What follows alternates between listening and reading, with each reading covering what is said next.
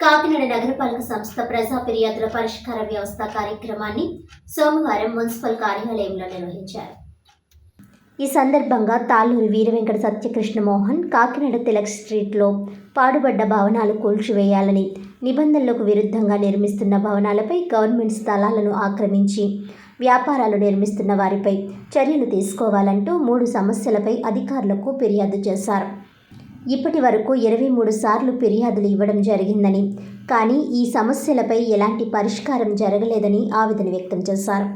ఇప్పటికైనా ఉన్నతాధికారులు స్పందించి తమ సమస్యను పరిష్కరించాలని కోరారు.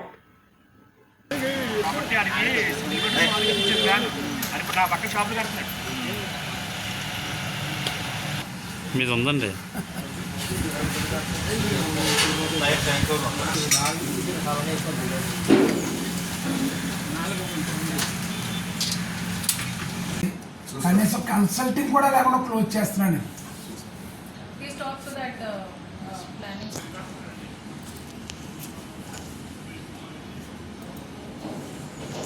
బ్రాహ్మణ్స్ కొద్దిగా మాకు సొసైటీలో వెంట కొంచెం లోకుగా చూస్తారు. Thank you.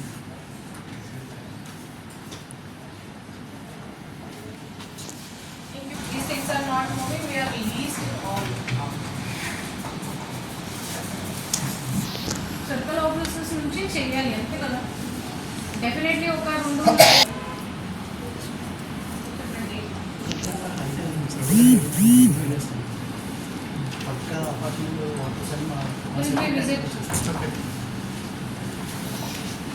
along with the consent A you visit. Whatever are relevant subjects. Okay.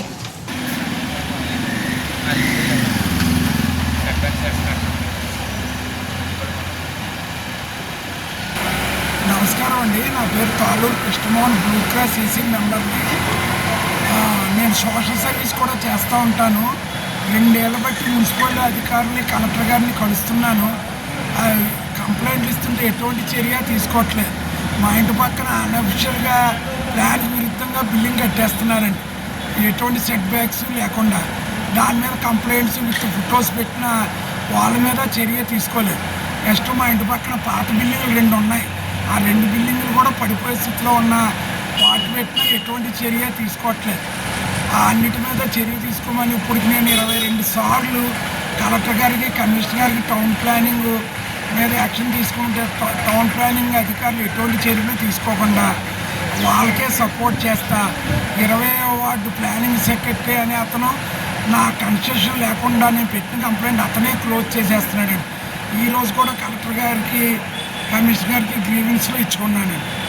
నేను ఎన్నిసార్లు ఇచ్చిన గ్రీవెన్స్ రసీదులకే పరిమితం అవుతుంది తప్ప ఈ ప్రజా వేదికలో ఎటువంటి న్యాయం జరగట్లేదు. ఈ ప్రజలలో చాలామంది చాలా ఇబ్బంది పడుతున్నారు. ఈ ప్రజావేదిక అనేది రద్దు చేస్తేనే బాగుంటుంది. ప్రజల్లో కన్నీళ్లు తొడవడానికే ఇది పెడుతున్నారు. ఎటువంటి కంప్లైంట్ మీద ఎటువంటి చర్య తీసుకోవట్లేదు. పై అధికారులు ఇప్పటికైనా మేలుకుని ఈ టౌన్ ప్లానింగ్ అధికారుల మీద చర్య తీసుకోవాలని కూర్చున్నారు.